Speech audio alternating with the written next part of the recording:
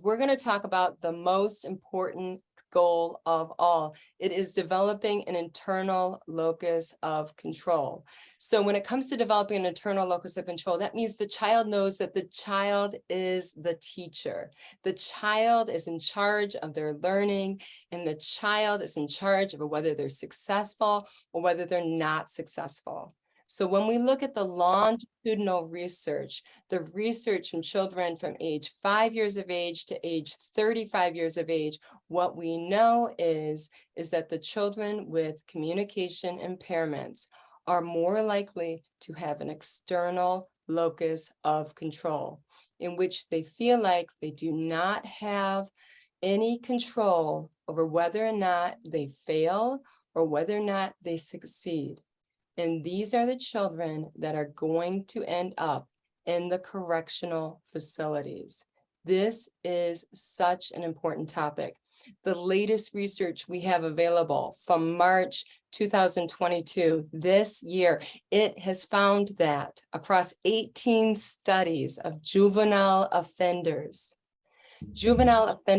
half of these children that are juvenile offenders have a moderate language impairment. And it goes on.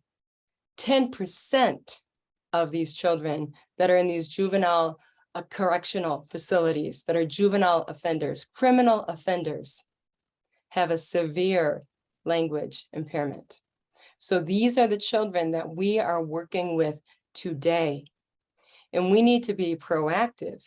And we need to worry less about whether or not there's a grammatical morpheme error. And we need to worry about what is going to change their lives, what is going to keep them out of the correctional institutions and into the workforce, what is going to keep them in school through college age. The good news is that because of longitudinal research, we know what works. And what works is these social, emotional literacy programs that teach the children that you are in charge of whether or not you are successful or not. So I am so excited about today's episode because we have a master of metacognitive strategies, which we're going to talk about in a little bit.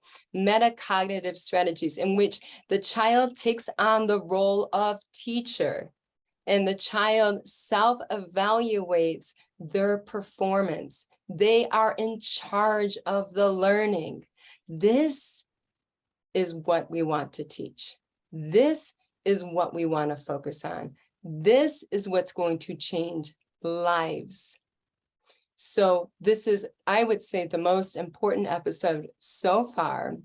And who we have as a guest, the master of metacognitive strategies, is Denise Stratton. So a little bit about Denise Stratton. She has over 30 years of experience as a pediatric speech-language pathologist. She has worked across all settings, clinical, school settings, private, and she has also has a podcast, the Speech Umbrella Podcast.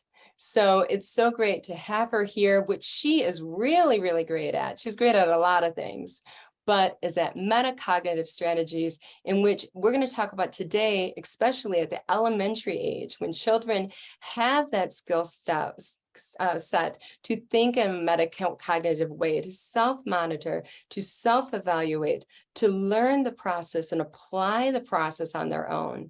These are children above the age of 5, typically, that are ready to take the responsibility of the speech and language therapy on their shoulders and be their own speech language pathologist. So it is so exciting to have Denise Stratton here today because she has some amazing tips on what you can do with children at the elementary age in particular, so that they take on the role of teacher, and that is then they have an internal locus of control, which I would say is the most important goal for any and every child on your caseload. Not even having met the children on your caseload, I would say that's easy. I can tell you what the most important goal is, that they all have an internal locus of control. because we know across disciplines that those with an internal locus of control that believe they can, and so they can, those are the ones who will be successful. It's that easy. It doesn't matter who you are or where you come from. If you believe in yourself, you will succeed. If you believe that your efforts can trump all of the obstacles ahead of you, you will be successful. So the children that we work with, they do not have a yellow brick road ahead of them. They have a mountain. So how are they going to climb that mountain? They better believe in themselves. So we are going to talk to Denise about 4 different metacognitive strategies, 4 different areas that we can use in speech therapy. Number 1, we're going to look at metacognitive strategies in treating speech sound disorders. Number 2, we're going to look at metacognitive strategies in treating language impairments. Number 3, we're going to look at metacognitive strategies in narrative and storytelling skills. And lastly, we're going to look at metacognitive strategies in improving executive function. So this is a super important episode, and she has super creative, super wonderful ideas. So I say, open your Google Doc right now, get typing, because we're going to get started. Okay, Denise, I'm so happy that you are here. Let's get right into it. What are some of the strategies that you recommend for speech pathologists or even parents or paraprofessionals working with children with speech sound disorders, metacognitive strategies, particularly at elementary age, that you use with children to help them self-evaluate, self-monitor, and teach themselves when it comes to speech and treating speech? Well, it really comes down to a pencil and a Post-it note. But first of all, what I want to say is the mountain they have to climb. My tagline on my podcast is, when you master the simple, the complex takes care of itself. So if you can master some simple metacognitive strategies, you're so much further down the road. I just recorded a podcast that's not out yet about generalization with R. I've written a program on R therapy and got some feedback that it didn't go far enough. It didn't take therapists through generalization. There wasn't enough at the storytelling level, that kind of stuff. And I'm like, whoa, that's all metacognitive. You know, if they can motorically say it at a sentence level, they can connect it. You got to look then, what are they doing metacognitively? They're not even aware, or phonemic awareness. It's one of those 2 things.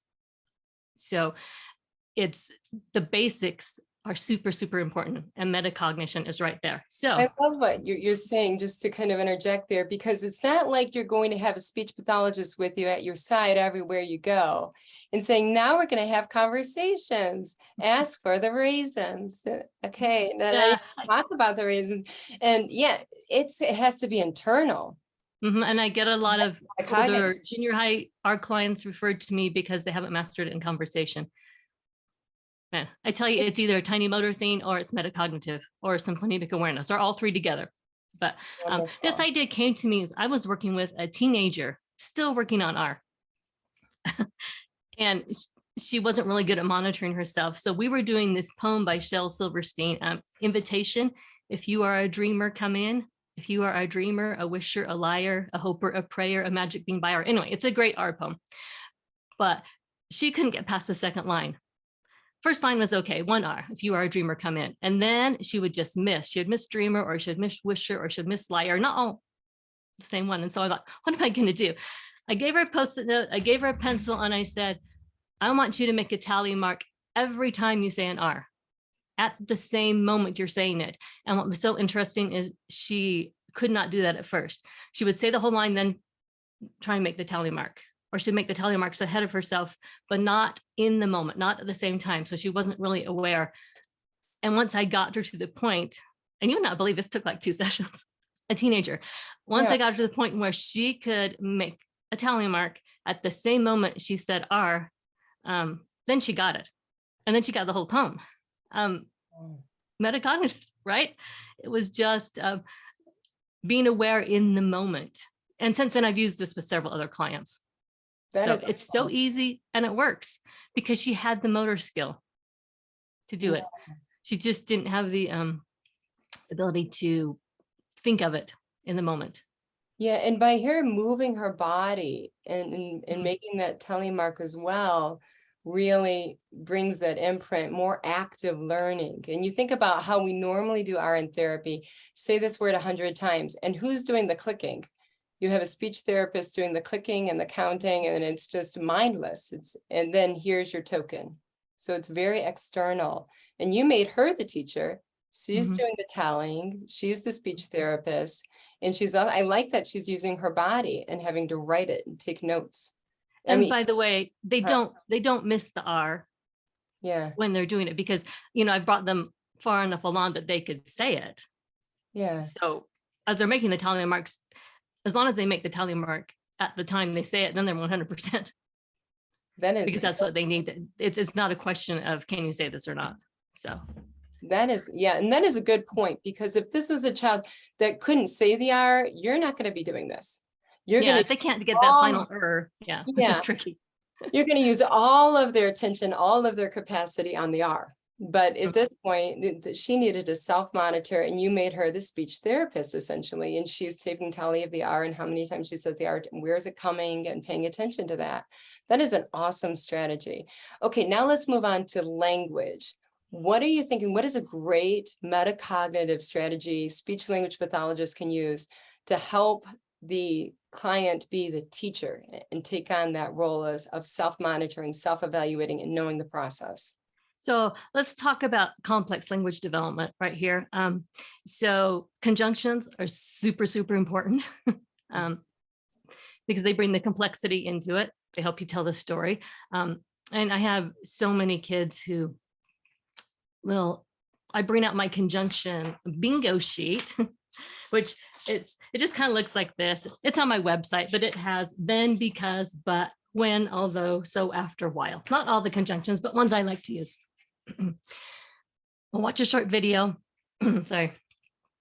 And then I was having them use the conjunctions to tell me something, and some kids were just failing. I was like, okay, I've got to back up. They don't know which conjunction to use when. So I created another little sheet, but you can't see it right here, but we can link to it. So I took these 8 conjunctions. I put some of them under time. I say, we use these when you're talking about time, then, when, after, while. Why? If you have to explain why something happened, you can use because or so. If something unexpected happened, you can use but or although. And then I got out my Tinker toys. This is what I love. Okay, so you only need 4 pieces that connect. You could be creative, use Legos or whatever, but these 2 sticks are the 2 clauses. This is your conjunction. If your conjunction comes first, you're going to have to connect them with this little tube. Like sometimes you might put a comma in. And so before they start making a sentence, I'll say, let's talk about Harry Potter or something we both know. Okay, what's something unexpected that happened in Harry Potter? And we'll talk it through. Okay, well, we didn't expect Snape to be the good guy. So you might use the word Snape seemed evil, but there you go. But he was protecting Harry. I love just like that. And then, although is the hardest, and we talk about, you're just switching the words around. Although Snape seemed, sorry, here we go. Yeah. Although, here's your conjunction. Although Snape seemed evil, now you got to put that connecting piece in. He was actually protecting Harry in the Quidditch match or whatever. And you can just, and if, they haven't read a lot of books or don't remember a movie, which is not uncommon, pull up a short video like a Simon's Cat video that you can watch in 3 minutes, and then you can do this activity. But it helps the kids who are they'll go after when, or something like that. Or they'll connect so many clauses, run on sentences. It's just out of control. They're off in the weeds. And you're like, wait. So I'm really firm. 2 clauses. We're only talking about 2 things, and you only get 1 conjunction. Nice. And we go from there, because otherwise they just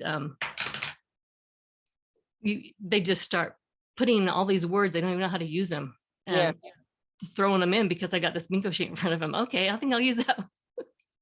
I love that. And I love that what you're focusing on are those tier 2 vocabulary words. Like This first, then, because, while, although, it's going to help you in every single course that you take academically. It's going to help you tell a story. It's going to help you in the workplace. This will change your life. And that's what I'm going to focus on.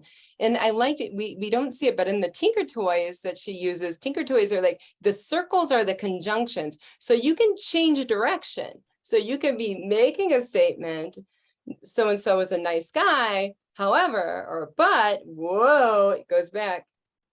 Or you can have them go straight if it's a continuation by saying furthermore, and you keep going the Tinker Toy. You're talking about Tinker Toys, people don't see it. You can keep going straight with saying this is a continuing thought. It doesn't By change. the way, I do have a Simple Tools video of this on my website. So people can go to it. They can watch me do it. Parents can go to it because parents can do this. I feel like sometimes the parents just, they're not comfortable. They don't want to do wrong. So they just leave it with us. I'm like, part of the reason I made this video, I want parents to say, yeah, I could do this. I get out the Tinker Toys. We could talk about a movie we're watching and we could totally do this. And what is your website? So it's thespeechumbrella.com. Okay, that's easy to remember. Thespeechumbrella.com. Great. And I have several videos there about these things I do. So wonderful, wonderful. And what we know from the research is parents actually learn better from video than they do from directly modeling it. So videos are a highly effective way to show parents these strategies. Thank you so much for that excellent strategy. And now that another thing that I liked about this storytelling is that if I'm working on language, I'm not going to work on the small stuff. I'm not going to work on the grammatical morphemes, because the research shows if you're working on what Denise is working on, which are complex sentences, passive sentences, sentences with clauses, what's going to happen is it's going to naturally and spontaneously develop. Those grammatical morphemes are those Brown 13 grammatical morphemes. They will not only develop, they'll develop more quickly than if you're working on grammatical morphemes. So aim higher, higher gains. The higher you aim, the higher the gains. So this is a brilliant strategy, a brilliant use of therapy time, working on all of the important stuff. And I like how you make it hands-on language and using toys and linking blocks and using the linkers, whatever the toys is, the linkers as the conjunctions. That is. And here's a funny story. So I was doing this with, I think he's in 6th grade, or was in 6th grade. And he started to, I wanted him to make a sentence about something that happened to him. And he started to say, although I turned my homework in, and I could tell he was going to say, I didn't get it back or whatever. And they went, that was in the wrong binder. All of a sudden, he realized he hadn't actually turned his homework in, which shows you the power of language has to affect how we function in everyday life, right? He hadn't thought it through. And if he hadn't been making the sentence, he'd be like, oh, why didn't I get my homework back? I turned it in, why didn't I get it back? He created a sentence, and all of a sudden you realize, well, he didn't turn it in. Wow. And that is a good example, even higher than what we just discussed about how it improves executive function. Yeah. So that language is a container of thought, and words are powerful. And him saying that made him think about, when I do this, this happens, and visual frontal lobe thinking. So this is like really meaty stuff. This is the life-changing stuff that we want to focus on to change life. So the children are making better decisions. And they're also, as she said just now, is that they're in control of their narratives. They have the Lincoln blocks. They're forming the sentences. They are the teacher, not the speech language pathologist who's in charge and telling them whether they're wrong and right, and in control over whether they're a success or a failure. These are just such, I hope that you're copying these down in your Google Docs, these great ideas, because it's just going to make your therapy richer and richer and richer. I know it's going to make mine richer. So we're going to go to the next area, which is so important. And this is what I get right into. If I want to improve language comprehension, if I want to improve language expression, the research says go storytelling, go narrative, go big. So this is kind of what makes my mouth water, because this is my go-to for creating great change, telling stories. So what do you have for us, Denise Stratton? What do you have for us to do in therapy, metacognitive skills that we can do to improve storytelling? I love storytelling. Use it all the time. So I have several clients on my caseload who had severe speech disorders or were praxic, but have worked through that. And so then I was getting them into telling the stories, and their language was so poor that it was even hard for them to say the character's name and say what they were doing. They would get one part, or they would get the other part. So again, it's just a Post-it note. So I wrote who and what on a little sticky note, one for them, one for me. And we tell the story back and forth, very, very simple stories. And if I miss a who or a what, which I might on purpose, they're marking me down. I'm like, oh, did I say who? Did I say the character's name, or he or she? You know, and I don't get a mark if I didn't, that I say what they were doing. So, you know, just something like Tony went to the store. Those sentences were hard for them. Maybe not when they're conversing with someone, but the academic additional load when you have when you're telling a story, you know, that's academic language, and it's just harder for them. And so the 5 story parts, we do that. We just take lots of turns, and just them marking who and what, me marking it for them, and them marking it for me made a huge difference. But the other thing that made a huge difference is I realized I needed stories with a consistent character, because the cognitive load of trying to remember a character name, because these kids have poor phonological awareness. Just think where they've come from. Yeah, their phonological awareness just bad. And we also work on that too. So I drew some stories. I'm not a great artist, but with the same character. And so once they'd been through 2 or 3, I have some Tony stories on my website in my free resource library. Actually, it was like, oh, Tony. Then they don't have to think about saying Tony, right? They know this is a Tony story. And then they can go on and keep on telling the story without them stopping them in their tracks. And so it's great. I mean, I have like 30 stories now, and I can just like, oh, and by the way, so, you know, 30 stories, and some of my kids, I've been doing this long enough that we've been through them all, but then I can bring them back again, because then now they can put more complexity in, so it's okay. Yeah, this is like a little, here's a Tony and his, oh, you probably can't see it, but Tony's truck catches on fire and he's scared and he has to call the fire department, and they come and put out the fire. And really, really simple. And so some of those kids have now progressed to the point, when did I start this, last fall or something? So now they're telling a complete story. They're not missing anything. The sentences are complete. I mean, maybe not all the grammatical morphemes are there, but it's a complete sentence. It tells me who, it tells me what. And some of them have prepositions built in. Story, because they're starting, after I get the who and the what, I'm trying to get a preposition. And so now they're telling a complete story. Everything's there that needs to be there. And I'm like, okay, now we're at the point where we start with stories with a lot of our kids. Because a lot of our kids can start with a complete sentence, but without any complexity, without any conjunctions, and just not putting very much in.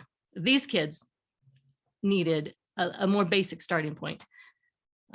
And I've seen their conversation just explode. So.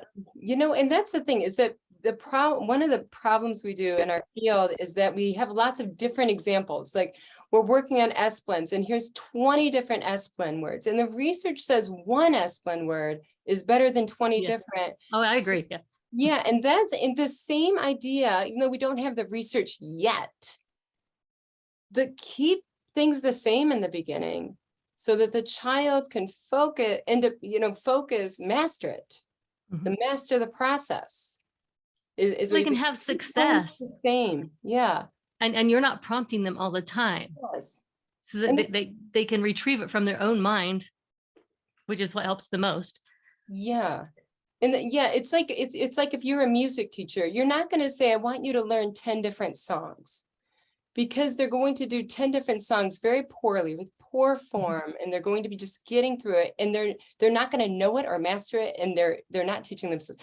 You want them to do one song, master it, own it, and I have taken voice lessons, and when I did, I realized, because of my background, I realized if I could master one song, the enunciation, the phrasing, the breath control, the jaw control, you got to get your jaw open to sing. I realized that if I could really, really nail one song, that would take me much farther than trying to skip around because that one's not working for me. I don't like that one. I don't like that one, which I wanted to do at first because it was hard, right?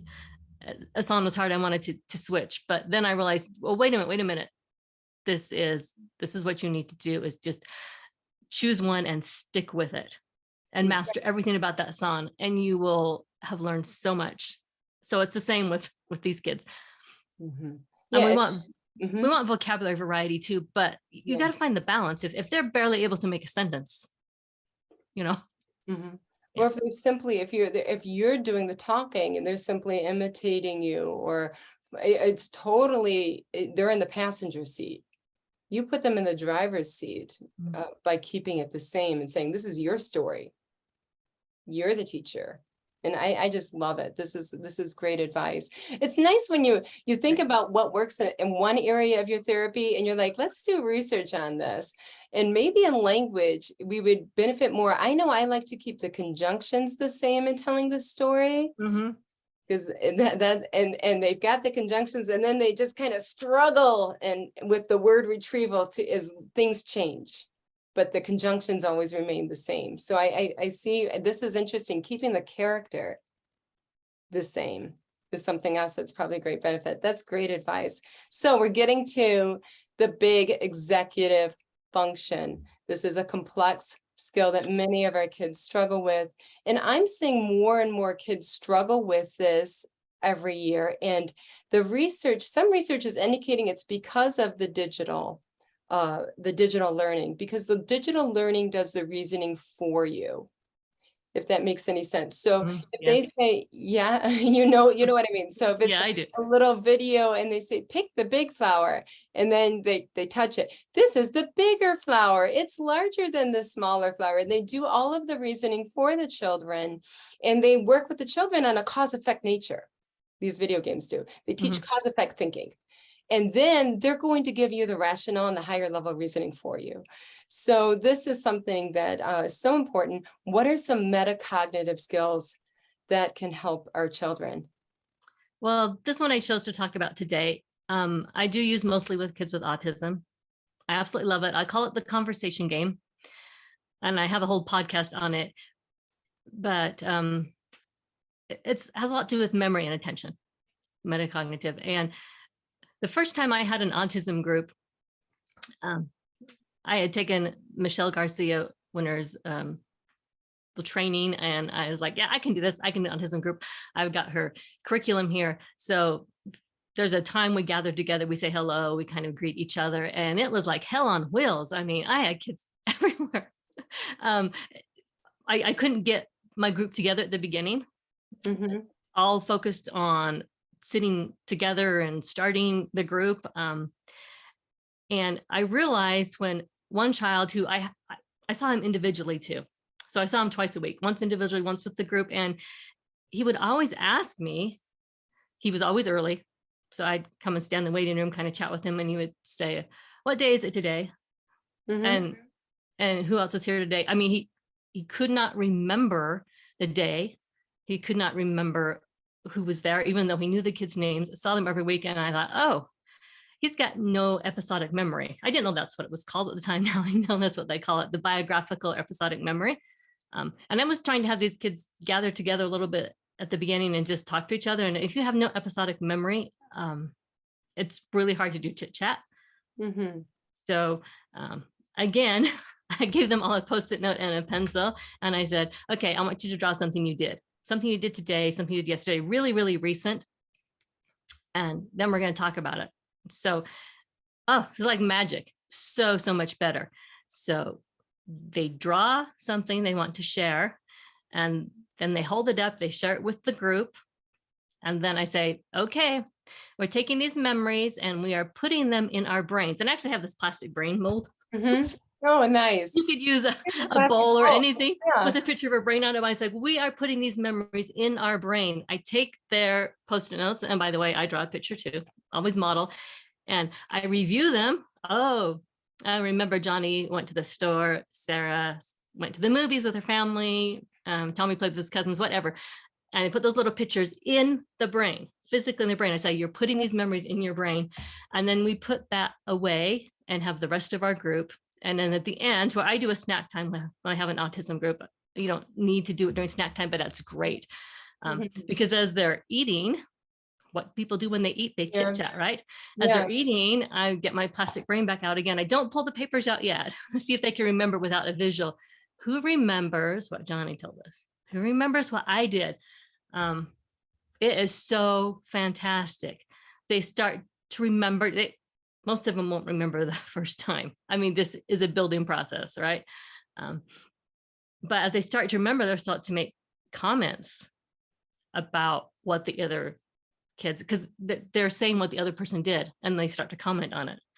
It's nice. Amazing. I had one child who was so, I questioned whether he was even high enough, not intellectually, but just his ability to do whole body listening, his attention to other people. I questioned whether he would work in the autism group, but I put him in there, and I just remember the first day he recalled something. We were having our snack time, and it wasn't even something in the brain, but another child said something about the apples being crunchy. And he looked up like he'd been shocked by lightning or something, and he went, he likes crunchy apples. It just came out of his mouth. And I mean, he was a kid who did not notice a single thing about anyone else before then. And it started to help him remember. So they remember things about themselves first. That is wonderful. Sometimes they won't even remember. They won't remember anything to draw. They want to draw that they played a video game, and I don't allow that. I want you to draw something, I'll talk to them about something they did and something else. And it's really hard because that's just what they want to revert to. They want to revert that, I played a video game. But anyway, so they remember about themselves first, and then they start to remember what other people have done, and then they can start to be able to talk about it. Wonderful. I think that's such a great activity. Like, I'm imagining it at the preschool level. We have show and tell where everyone brings their favorite stuffed animal in, throwing all of those stuffed animals into a bowl and calling it the memory brain, decorating it. It's so fun. Okay. And then that would be fun. And I love, this is a brilliant idea. And I love what you say about mealtime. Mealtime is such a special time. The research indicates that during mealtime is when we're most likely to talk about events outside of the present. So past events or future events, which is exactly what you're doing at mealtime. Which is really, it's such a rich area. And also during holidays, when we talk about holidays, we're more likely to use language referencing the past and the future. So mealtime is such a great time to bring out the brain and talk about what happened earlier in the day. How fun. Creating a mini mealtime experience is what we're doing, actually. I love it. I know I am definitely going to make a brain bowl when I get back to work in the fall. That is too cool. You need a brain bowl. And to pull out. And what language do you use when you pull out the brain bowl to refer to remembering or memories? What words do you use? I do use the word memory a lot, and I use the word brain. So Michelle Garcia-Winner talks about how the kids need to have these things explained to them. The kids with autism in very basic terms, that they have a brain and what happens in their brain, and they have a heart and what happens in their heart. So I'm using a lot of references to the brain. I'm pointing to my head all the time. It's like, and memory. Do you remember this? Did you put it in your brain? Wow. Well, you've given us so many great ideas to work with. Where can we get in touch with you for more? So you can email me at denise@thespeechumbrella.com. I'd love to get emails. Some people comment on my podcast. That's fine too. I always respond to those comments. So most of the stuff I've talked about today, I'll send you the links. Most of it, I do have something about it on my website, whether it's a video or whether it's a free resource or something. Oh, I have a snack time activity thing too. So in addition to the remembering something, as we are having snack, one person is like the waiter or waitress. Everyone has a menu board, and I've got all the materials you can build that with lots of common pictures of food. So everyone has a menu with the same things on it, just like when you go to a restaurant and the person who is the waiter or waitress has a grid with everyone's picture on it, and they have to ask them what they want. And then they take that picture, which is Velcro, they take it off of their menu, put it on their pad, what the waiter or waitress uses. They put it on their pad so they know what everyone wants, and then they serve them. And then we take turns doing that. So before we do the memories, we do snack time that way. And I think I don't know whether that's metacognitive, but it's a great social thing to do. So I'm not the SLP just passing out the snacks. They have to practice asking other people what they want. Because it's interesting, sometimes with autism, they'll assume that that child wants what they want. And they're just going to give them what in their mind, what they think they want, because it's what that child wants. And no, that's not the case. That's great. That's great theory of mind. Yeah, building skill as well. So that's another great activity that she just gave us, was that you have a telly board, and then you take the student's picture and you put them under which the snack they prefer. The all done by the students. I think that's so wonderful. These are such great ideas. So what we're going to do is we're going to take all of these metacognitive skills that improve speech and language and literacy and executive function and that change lives. And we're going to roll up our sleeves, and we're going to change the world and make it a better place, one person at a time.